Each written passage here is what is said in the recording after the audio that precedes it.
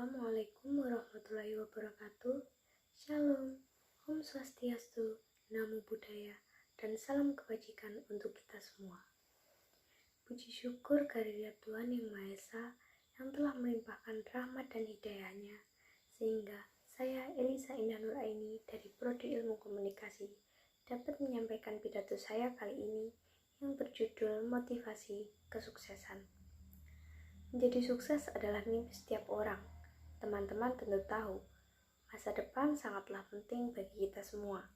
Mau kita buat putih atau mau dibuat hitam, semua tergantung pada usaha kita. Karena ada pepatah yang mengatakan, Yesterday is history, tomorrow is mystery, and today is gift. Yesterday is history berarti bahwa yang berlalu biarlah berlalu. Fokus untuk menatap masa depan yang lebih baik. Tetapi, jika masa lalumu itu baik, maka jadikanlah semangat untuk menatap masa depan yang cerah. Tomorrow is mystery, berarti kita tidak bisa mengetahui apa yang akan terjadi besok. Bisa saja kita mendadak terkenal, bisa saja juga tiba-tiba sakit, atau mungkin bisa juga meninggal. Itu semua kehendak yang maha kuasa. Di sisi lain, kita juga harus tetap berusaha untuk menjadi yang lebih baik lagi. Sedangkan today is gift berarti kita masih diberi waktu untuk hidup di dunia ini, diberi kesempatan untuk banyak belajar dan memperbaiki diri agar menjadi lebih baik.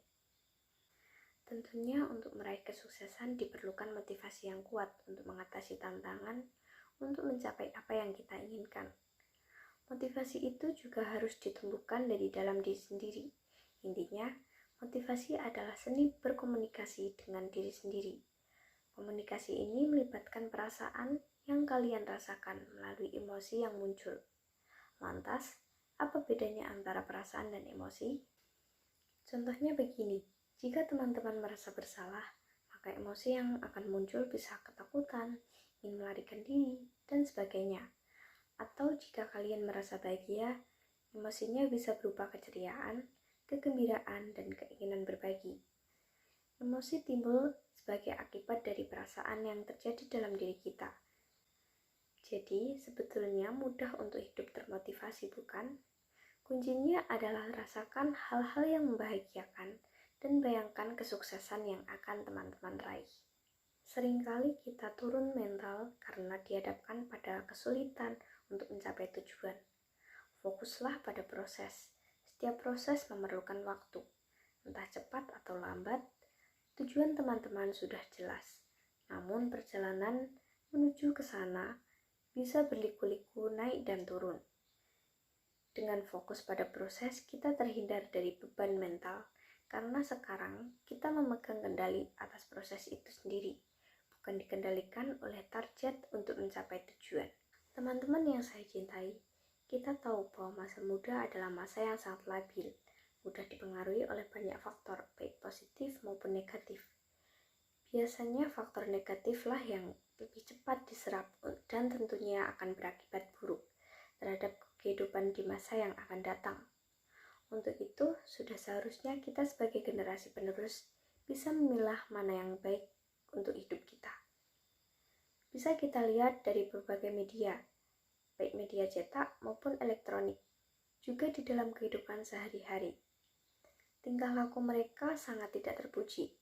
Mereka ada yang hamil di luar nikah, ikut geng motor, bolos sekolah, dan ada yang jadi pecandu narkoba, dan lain sebagainya.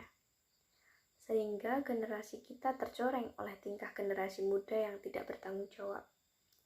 Teman-teman yang saya banggakan, kita sebagai generasi muda yang masih diberi kesadaran, sudah seharusnya saling mengingatkan akan bahaya-bahaya pergaulan bebas tersebut. Jangan sampai kita yang jadi korban, namun kita sendiri tidak merasa bahwa kita jadi korban. Bukan saatnya lagi kita tidak punya pendirian. Kita juga harus punya prinsip dalam hidup. Kita harus mandiri dan mampu membawa diri, sehingga bukan kita yang menjadi korban zaman atau lingkungan, melainkan kita mampu membawa perubahan bagi masyarakat. Sudah saatnya kita bangkit dan tunjukkan bahwa kita mampu. Kita pastikan bahwa kita bukan generasi muda yang hanya bisa menjadi beban orang tua saja. Kita harus menyadari hidup yang hanya sekali ini harus dimanfaatkan sebaik-baiknya. Jangan sampai kita menyesal di masa tua.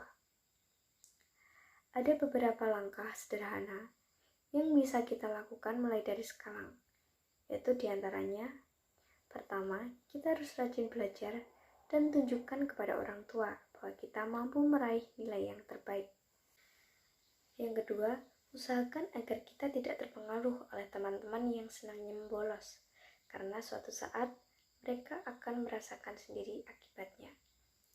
Yang ketiga, cari teman dan tempat bergaul yang positif, baik di sekolah, di kampus, maupun di luar sekolah atau di kampus.